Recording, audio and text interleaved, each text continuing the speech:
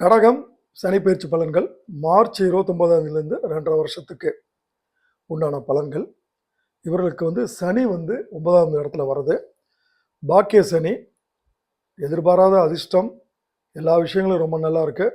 பணம் கொட்டுன்னு கொட்டும். வெளிநாடு போகக்கூடிய பாக்கியம் இவங்களுக்கு கிடைக்கும். பேர் புகழ் நல்லா இருக்கும்.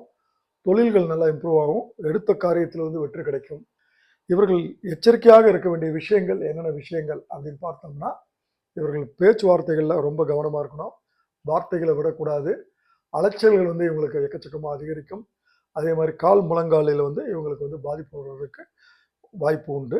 கண் திருஷ்டி வரும். கண் திருஷ்டி பரிகாரம் பண்ணிக்கணும்.